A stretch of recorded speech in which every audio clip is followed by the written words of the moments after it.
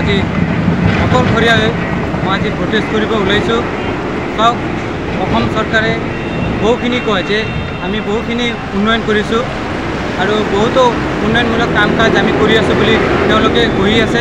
কিন্তু চাওক, যদি এটা বৰষুণে যে উন্নয়নৰ মূল স্বৰূপ উদঙাই দিলে যোৱাকালি এজাক বৰষুণে।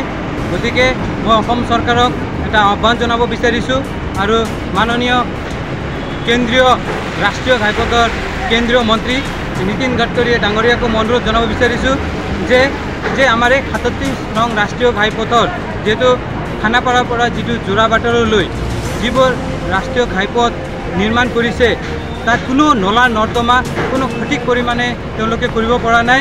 মই তেওঁ কেন্দ্ৰীয় মন্ত্ৰী মহোদয় আৰু অসম চৰকাৰক মই আহ্বান জনাইছোঁ যে এই কামখিনি অতি সোনকালে কৰক আৰু ইয়াত যিহেতু মেঘালয়ত পাহাৰ খনন কাৰ্য চলি আছে, কি হিচাপে চলি আছে কোনো জাননী নিদিয়াকৈ তেওঁলোকে কাম কৰি আছে আৰু এই মাটিবোৰ খনাৰ পিছত যে পাহাৰৰ মাটি বৈ আহি ফালে যে ইয়াত পানী জমা হয়, ইয়াত কালি আপোনালোকে সকলোৱে দেখা পাইছে কেনেকুৱা পৰিস্থিতিত আছে। গতিকে মই অসম চৰকাৰ আৰু কেন্দ্ৰীয় মন্ত্ৰী নীতিন গাডকাৰী ডাঙৰীয়াক অনুৰোধ জনাইছোঁ এই অতি সোনকালে এই নলা নৰ্দমাবোৰ অতি সোনকালে নিৰ্মাণ কৰিব লাগে। নহ'লে যিহেতু আজি অকলশৰীয়াভাৱে মই আজি এই প্ৰচেছ কৰিছোঁ, হয়তো আহি থকা দিনবোৰত যাতে এনেকুৱা পৰিস্থিতি নহয় তাৰ কাৰণে মই অসম চৰকাৰ আৰু কেন্দ্ৰীয় মন্ত্ৰী মহোদয়ক মই এই প্ৰচেষ্টাৰ জৰিয়তে মই অনুৰোধ জনাব বিচাৰিছোঁ যে এই কামটো অতি সোনকালে কৰক, নহয় হয়তো ভৱিষ্যতলৈ হয়তো ইয়াত ভয়াৱহ পৰিস্থিতিৰ সন্মুখীন হ'ব পাৰে।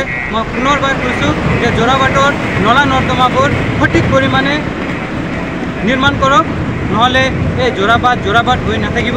আৰু যিহেতু আমাৰ ইয়াত ইঞ্জিনিয়াৰসকল আছে, কি পদ্ধতিত আছে তেওঁলোকে কোনো কাম কাজ নোচোৱাকৈ এইবোৰ কাম কৰি আছে। গতিকে মই চৰকাৰক আহ্বান জনাব বিচাৰিছোঁ কোনো এটা কাম কৰিবলৈ হ'লে যাতে সঠিক ইঞ্জিনিয়াৰ দায়িত্ব লওক আৰু এই কামখিনি অতি সোনকালে নিৰ্মাণ কৰক বুলি মই আশা কৰিছোঁ।